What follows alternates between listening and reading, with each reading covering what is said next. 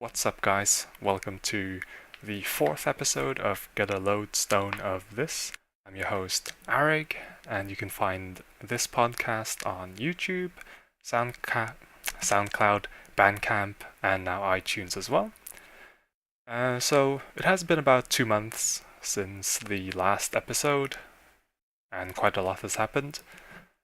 So we won't discuss things that are old news by now, so we won't go into patch 3.1 or patch 3.15.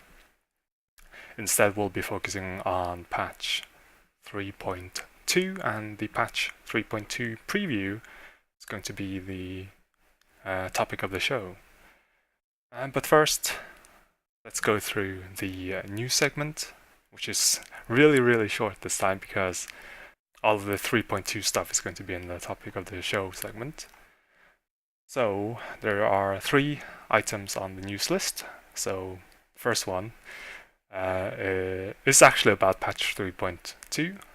Patch 3.2, called The Gears of Change, will arrive on the 23rd of February.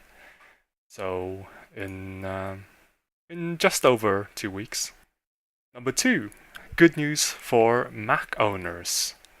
Square Enix has updated the minimum system requirements for the game and will be resuming the sales of the Mac version on the 23rd of February, so on the patch day. As such, they will be ending the refund support for those who have purchased the Mac version on or before the 4th of July 2015. On the 21st of February, at 6 p.m. Pacific Standard Time. Sorry about the date. The American date setup is what confused me for a second there.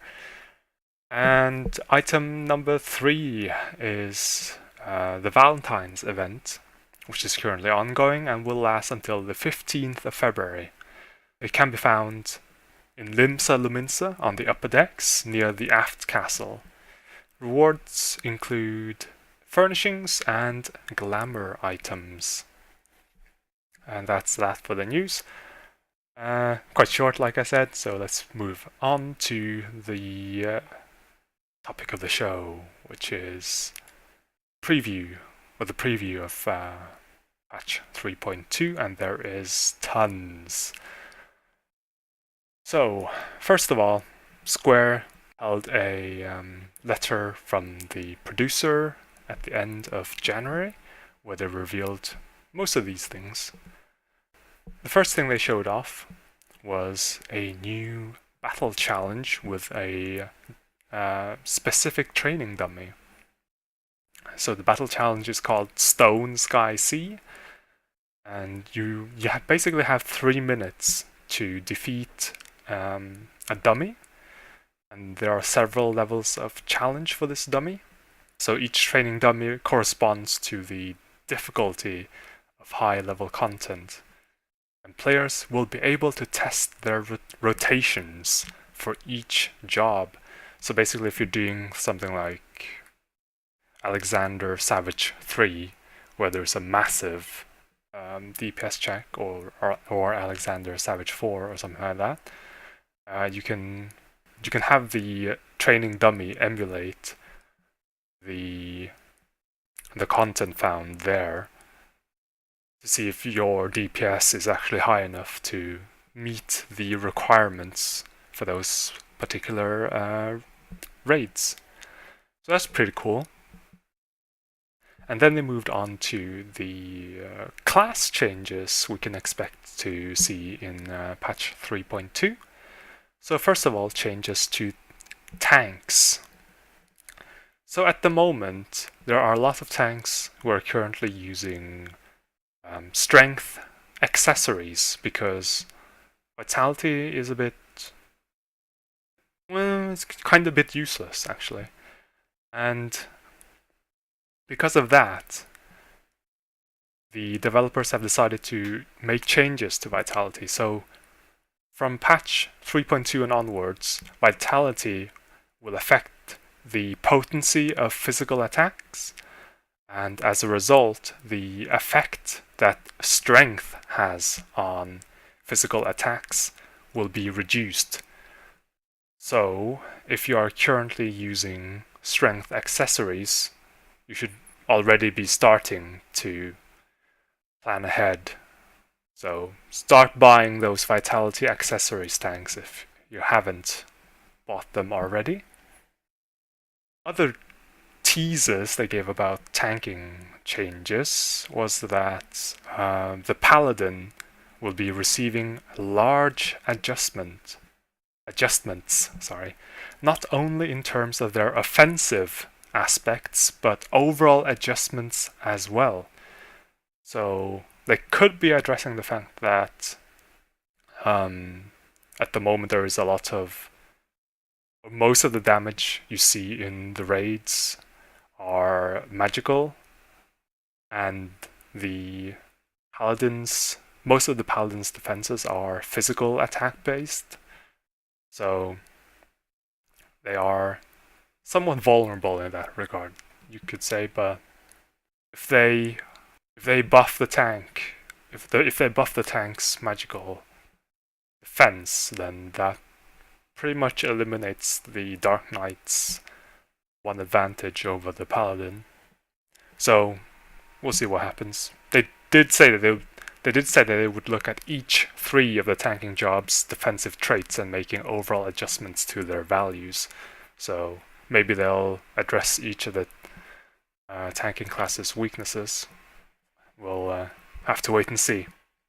And there will also be various adjustments for other jobs, but one of the major ones will be for the astrologians. So they'll be making a change to the skill called Shuffle. They'll be making adjustments to the name of the ability and the effect, so that the same card cannot be drawn again. And they'll also be reducing aspects related to enmity. And in regards to Machinist, they said that it's a tough job that deals fast damage. However, compared to other jobs, it's a bit behind in DPS. So we will be making adjustments. And we'll also be making adjustments to Bard's the Warden's Paean. So it looks like the Machinists are in for a buff. Probably, from what I've heard, I don't play a Machinist myself, but from what I've heard, their initial burst DPS is fantastic, and then they the DPS just sort of falls off a cliff after that because of TP issues. So we might be seeing adjustments to TP costs. Again, this is just based on what I've heard from people who play Machinist. So, I don't know. It could be that they're actually buffing the potency of the skills as well. And then regarding the Warden's Paean, well, it's always been a sort of useless ability, and I think they did mention previously, in the previous letter from the producer, that they would adjust it. So we'll see what they'll do, because currently what it does is that it, if you're not familiar with the skill, it creates a barrier on the target and nullifies the next detrimental effect suffered. So basically, if you use it on a tank, for example, and the boss or whatever you're fighting can stun or inflict a poison or something like that, it won't have an effect on the tank if he has the Warden's Paean active on him or her. So they also revealed that the Gnath tribe will be introduced. So that's the next beast tribe, and the level adjust system that we saw applied to the Vanu beast tribe will also be applied to this beast tribe. And we also saw We also caught a short glimpse of the mount for the Gnath Beast Tribe. It looked kind of weird. It looked like a giant bug, a giant mechanical bug, and it also showed off the Turtus mount, which will now be able to fly, and it was quite hilarious. Like if you haven't seen this, you should really go and check it out either on YouTube or on the official Final Fantasy XIV Twitch channel. So basically, what the turtle does in order to fly is that it spins around really fast. So if you have the turtle minion, if when you walk around or when it walks around, it spins around rather than walks around. So what the actual mount does, it does the same sort of animation. It spins around, and basically flames come out of the holes of the shell, and well, it just looks absolutely ridiculous, and it's hilarious. So definitely check that out if you haven't seen it already. So regarding the Gnath Beast Tribe, I was kind of hoping that they would be the Heavensward version of the Ixal tribe, because leveling crafting classes from 50 to 60 can be a bit of a nightmare, to be honest. Especially a weaver in the early stages when you need the holy rainbow cloths. Jesus Christ, the holy water required is insane. So yeah, I would have liked to see like a crafting beast tribe to help crafters level up, but from what it looks like, it doesn't seem like this will be a crafting beast tribe. It seems like a pretty standard sort of quests. So a bit disappointed, but oh well, maybe the next beast tribe. We'll see. And then they showed us the new PvP content that will be introduced in 3.2 called The Feast. So basically they have been referring to this as the Wolves Den 2. So you need to be level 60, and you can play either 4 versus 4 or 8 versus 8 matches, both with win-loss ratios and without win-loss ratios. And you can enter solo through the duty finder, or you can also enter through a pre-made party. And what's different from the previous Wolves Den content is that instead of completely wiping out the opposing team, the objective is to steal your opponent's medals, and the team that has the most medals at the end of the match will win. So each team member will start the battle with 100 medals, and you obtain medals by killing people from the other team, from the opposing team. So I won't go too much into detail about this because I don't really play PvP that much, and there was a lot that was covered. However, there will be special ranks for this PvP mode, and each rank will have their own leaderboard, and there will also be seasons for this mode. And each season is expected to last about 3.5 months, they said. And the ranks will be no rank at all. Bronze, silver, gold, platinum, and diamond. There will be rewards for top-ranked players of each rank at the end of each season. However, players at the top of the diamond rank can expect to receive special rewards that will be exclusive to them. And they said that the special reward for the diamond rank is equipment with a completely new design, and diamond ranked players can earn the entire set. There will also be trophy furnishings. They didn't really say whether or not the trophy furnishings were diamond rank only or not. But they did say that diamond ranked players will be able to earn rewards from all of the lower ranks as well. So if you're a diamond ranked player, you'll be able to earn rewards from the gold and the silver and the bronze ranks as well. So you're definitely being encouraged to play this mode frequently. So if you're interested in knowing more about this new PvP mode, you can either check out the recording of the live stream, or you can go and check out the summary of the live stream on the official forums.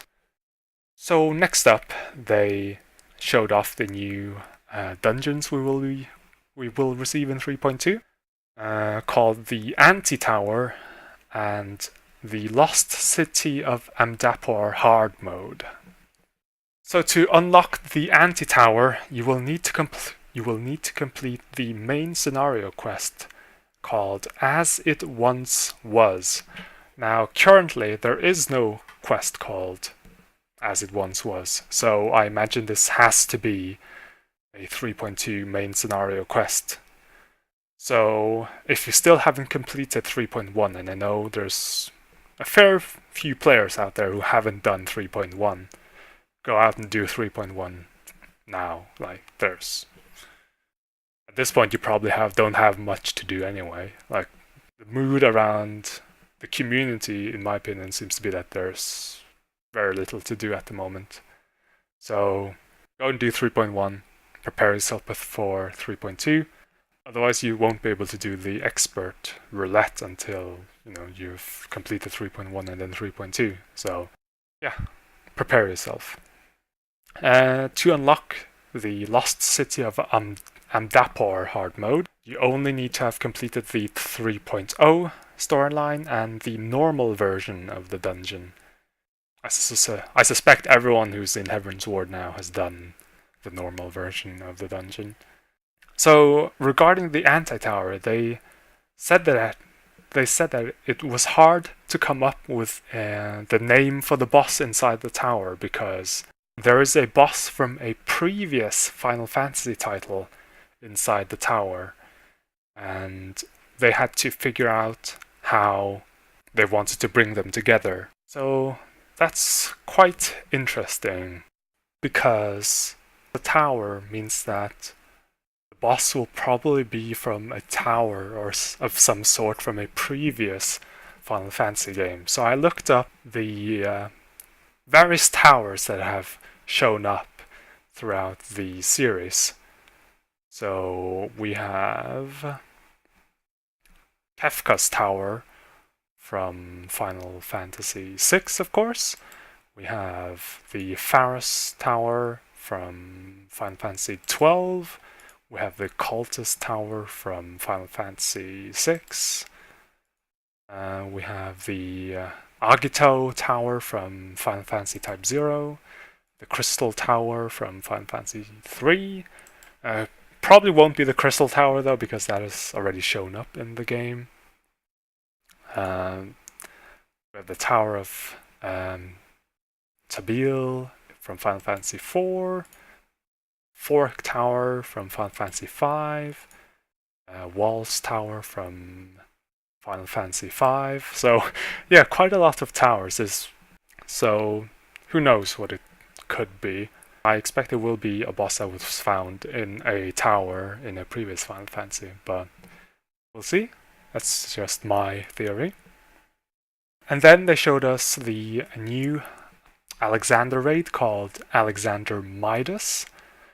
Now they will be releasing both the normal version and the Savage version at the same time, rather than the 1 month gap or whatever it was, like we saw with Alexander Gordius.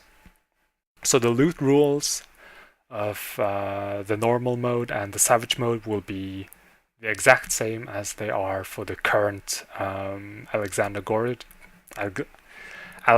Gordius raids. So Alexander Midas will have exchangeable items, and you probably will only be able to get 1 drop per week, but you will still be able to do the raid several times, even if you have already obtained the reward or not. Savage mode, exactly the same as Gordius Savage mode. The progress will be saved, etc., etc. Moving on then to the Materia changes. So there's quite a few Materia changes coming in 3.2. So it will no longer be possible to use advanced Materia melding for strength, dexterity, vitality, intelligence, mind, and piety. So if you're unfamiliar with Materia melding, advanced Materia melding is when you meld on additional materia other than the materia slots that are already on the gear. So for example, if a chest piece has 2 materia slots, when you meld on the third one is advanced materia melding. However, you will still be able to meld these stat materials into like normal available materia slots. They said that players may think this will lower the demand for materia. However, the scope on which materia can be melded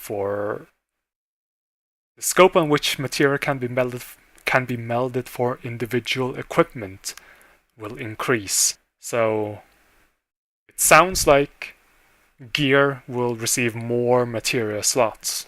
That's my perception of that. And then they said that the amount of tier 4 and 5 materia output, exchange, and method to obtain these will be adjusted. So please think that the value for this materia will change slightly.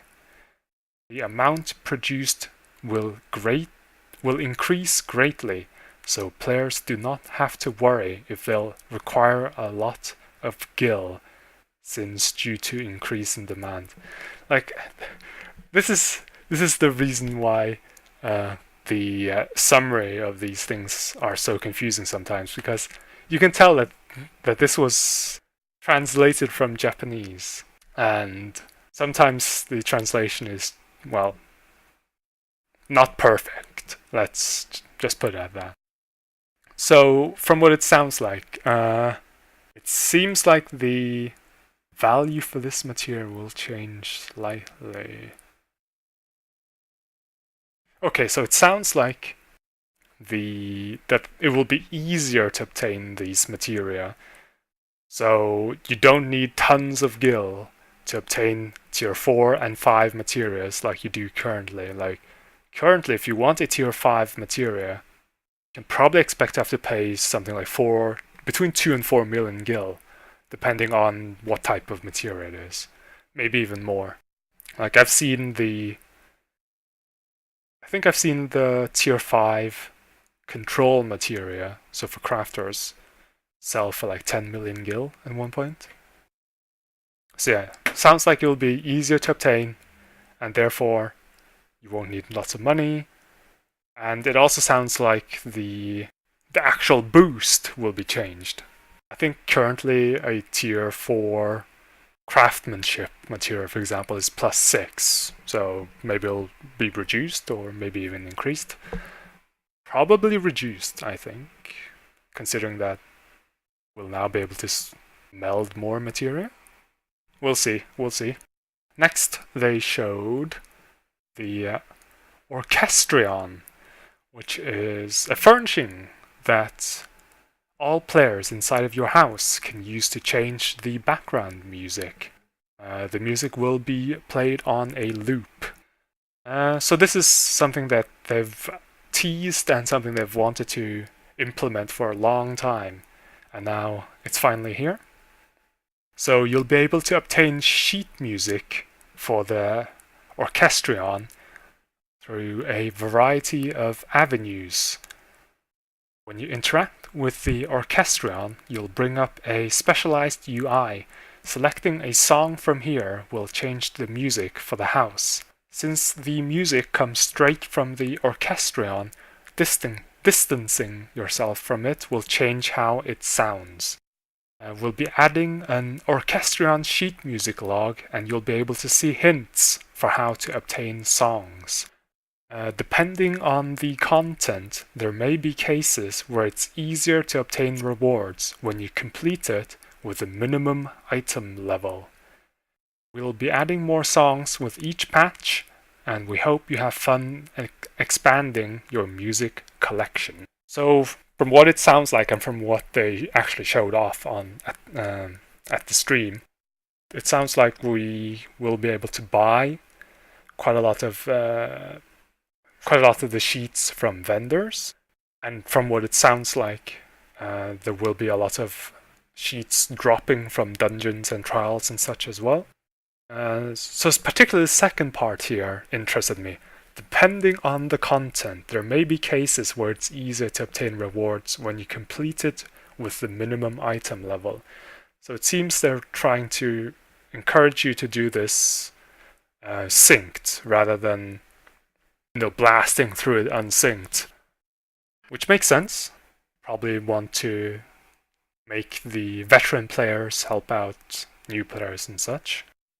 So the songs that I really, really want are the I really want the song that is played when you are in Zenith in the Churning Mists, because it's basically the Dragon Song. It's basically the instrumental version of Dragon Song. So I would really like that. I would like Answers as well, if possible. I would like the Knights of the Round normal mode, or hard mode I should say, hard mode theme. I don't like the extreme theme. I know it changes back to the hard mode theme once you've reached a certain point. No spoilers. But the theme that is played before that, the actual extreme theme, not a fan of that. And I would like the Ravana theme as well. I actually quite enjoy the Ravana theme. What else? The turn 13. Turn 13 would also be nice. Although that's pretty much just Answers, basically. But yeah. Turn 12, I think? 12 or 11 or something would be nice as well. So, yeah. Lots of songs that I want, but the one that I want the most is the one that's played in the background in Zenith. So please, Square Enix, make it happen. So let me know what songs you're looking forward to and what songs you hope are in patch 3.2 from the get-go, either in-game or on YouTube or on Twitter or whatever. So in the next part of the stream, they covered the mentor system. So what is the mentor system? The mentor system is a system which will allow players to assist beginners, so new players, newbies. In order to become a mentor, players must first earn specific achievements and talk to a specific NPC. There are 3 requirements.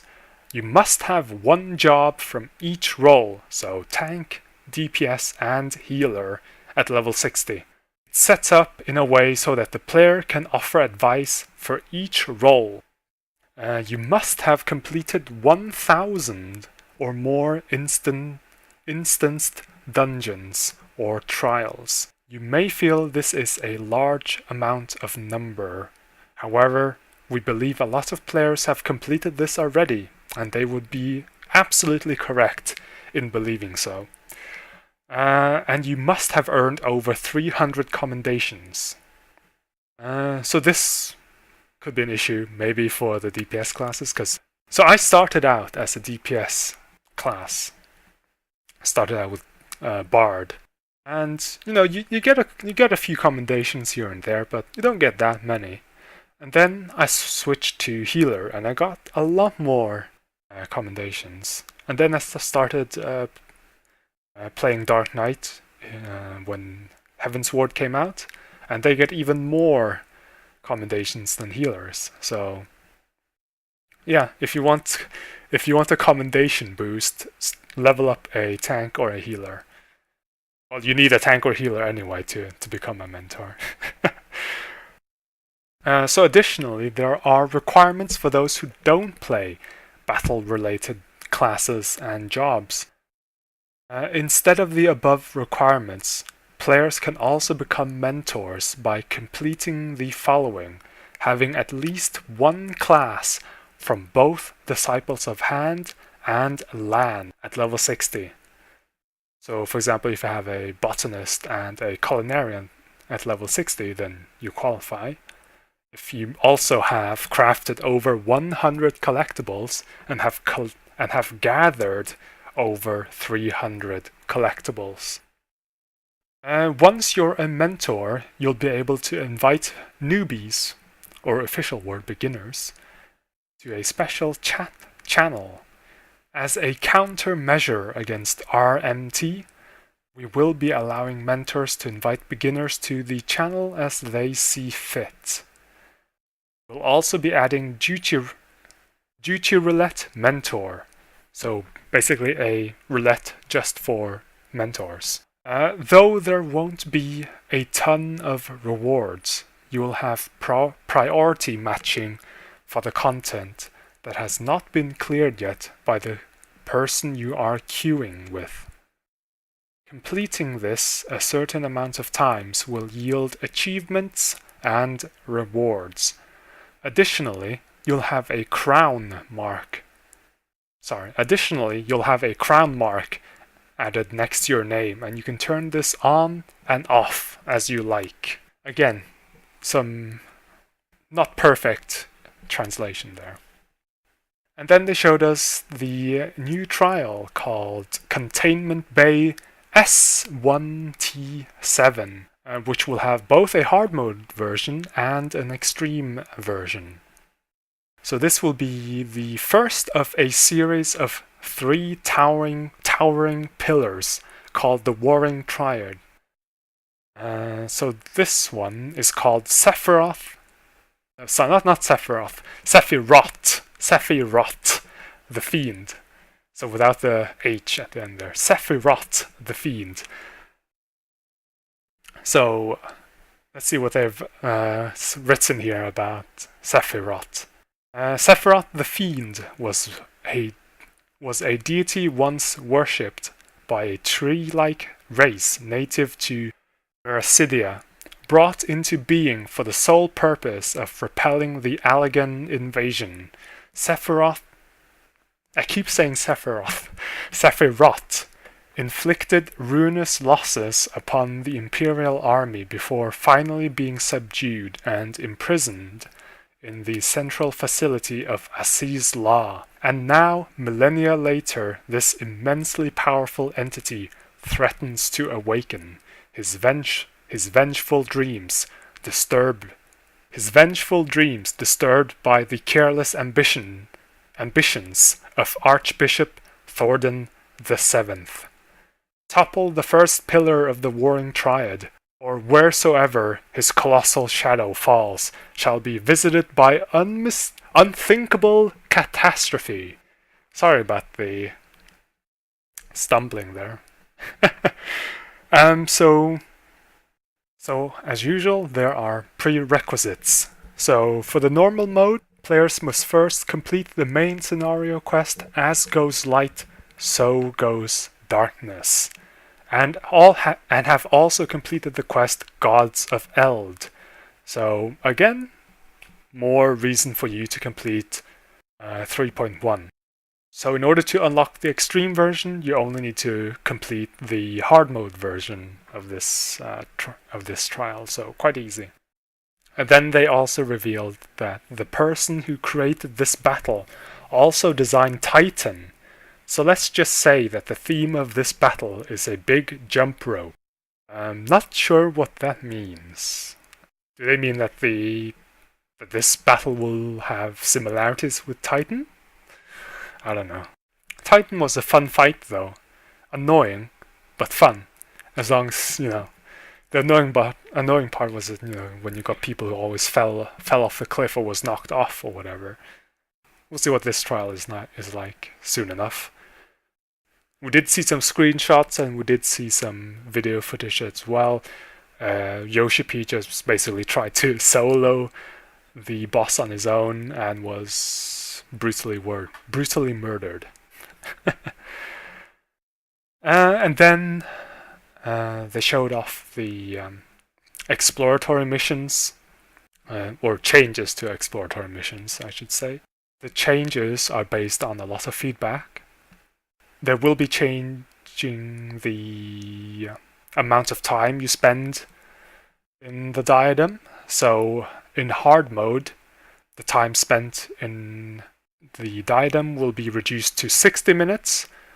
For normal mode, it will be reduced to 45 minutes, and for easy mode, it will be reduced to 30 minutes. And the change to re-entry time will be reduced from 45 minutes to 30 minutes. They looked into eliminating the re-entry time, but considering the fact that they're adding new elegant tomestones, they decided to keep the re-entry time in place. So when I saw this, I was a bit confused, because that seems to give easy mode a pretty big advantage. So basically, you finish easy mode, after 30 minutes, you come out, you wait another 30 minutes, and then you can re-enter again. And then, by the time you re-enter for the second time, those people doing hard mode will just be leaving. So by the time the people doing hard mode can go again, you will have already completed the easy mode for the second time. Now, you might say, oh, but in hard mode, you spawn more high, you get more high-ranked mobs or whatever, but what about gatherers? Like, will all gatherers just do the easy mode then? Will easy mode be the gathering mode? And then hard mode will be the actual, farming mode. Again, we'll just have to wait and see. I've never actually gathered in the Diadem, so I'm not sure if there's any difference between gathering in hard mode and gathering in easy mode, so if there is a difference, then I do apologize. So other changes includes changes to the amount of ether turbulences required to obtain flying. So for hard mode, it will be reduced from 4 to 3. For normal, it will be reduced from 4 to 2. And for easy mode, it will be reduced from 3 to 1. So again, you save time on easy mode, it seems. Additionally, the amount and type of elegant tomestones earned by completing the quest objectives in the Diadem will change. And they will also change the fresh tracks. Players who spawn the fresh tracks will earn the rights for first attack. So basically, the group that spawns the fresh track. So basically what it sounds like the party that spawns the fresh tracks are the only ones who will be able to attack the star rank. And there's a theory floating around that players need to take away 30% of the enemy HP in order to receive the reward. However, in hard mode, this is now much lower. So there we go, back again to why hard mode will now probably be the preferred farming method. Furthermore, in order to avoid mistakes that could happen when exchanging items obtained from exploratory missions, we have added a filtering feature at the exchange window. We'll also change the amount of spoils required for exchanging for materia, so it may be a good idea to hold on to the spoils you have right now until patch 3.2 is released. That's pretty much what I expected when they said that it would be easy to obtain materia. Like from the get-go, I expected that we would be obtaining them from the Diadem, and that it would be a lot easier to obtain them. So yeah, expect a lot of tier 4 and 5 materia on the market board in 3.2. Next up, they covered changes to Disciples of the Hand and Land. So in patch 3.2, we will be adding an extremely large volume of new crafting recipes.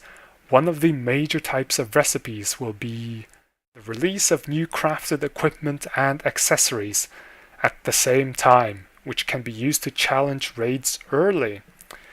They are at an item level that can be used for the raid, so I believe there will be a large demand for each job's requirement.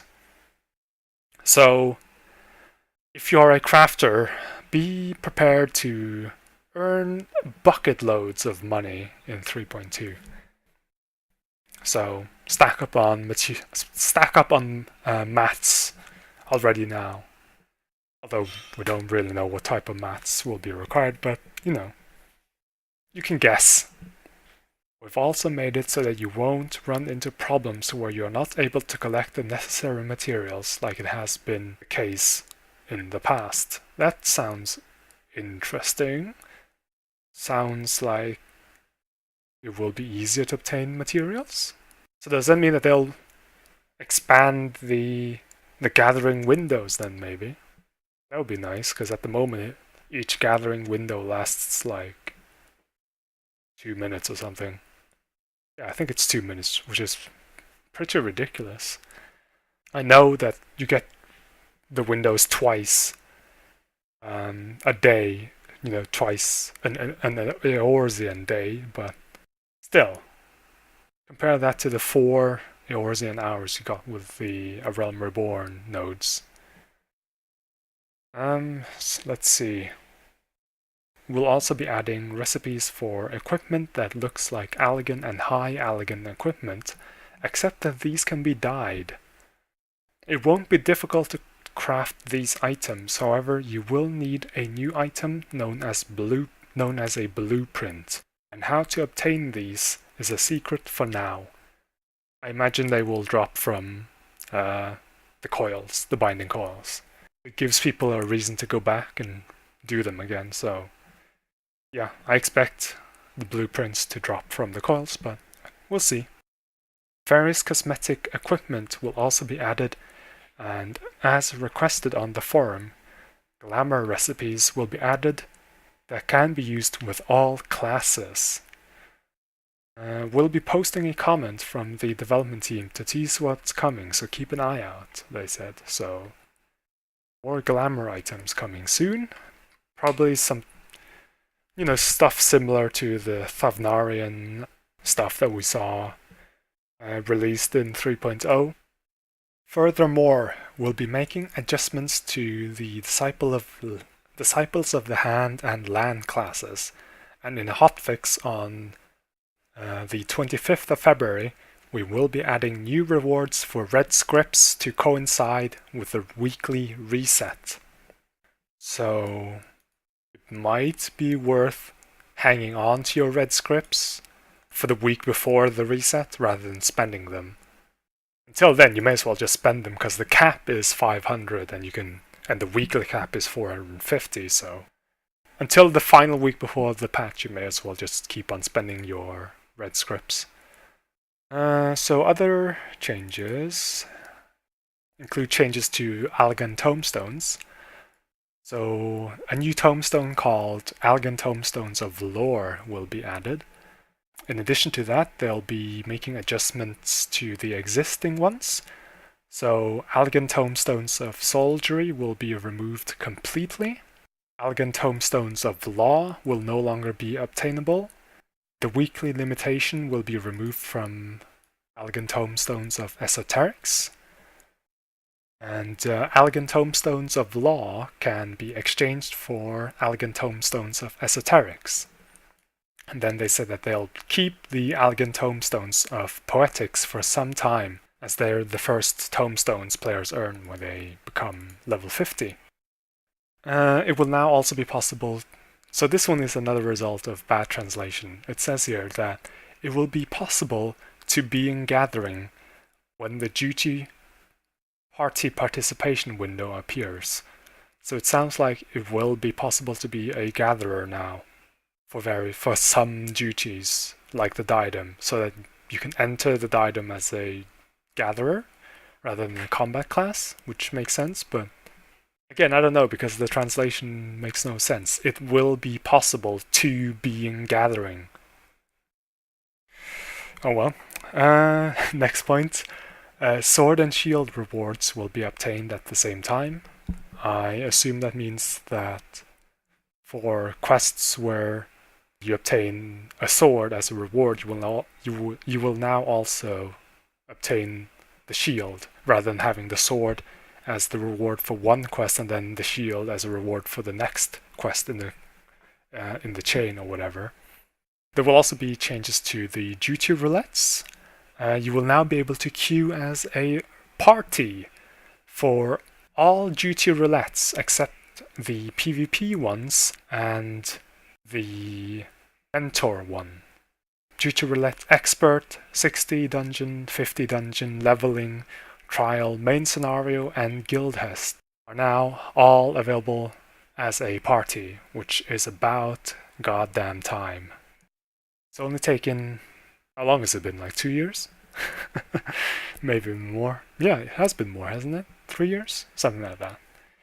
Hotbar improvements. So there will be a revamped recast animation display, and there will be a setting added to the configuration for displaying the recast time in numbers. Now what that basically means is that the skills on your hotbar will actually display how many seconds there are left on the cooldown of each skill. If you want to see this in action, you can go and watch the recording of the stream. But yeah, it's pretty cool. So you know exactly when the cooldown of a particular skill is coming off, rather than having to hover over it to see how many seconds are left. They said that the setting for this configuration is by default set to off. So when 3.2 comes out, you will have to turn it on if you want this. So what are the changes? A furnishing which can summon the hairdresser will be added, and a die preview for furnishings will be added, which is again about time.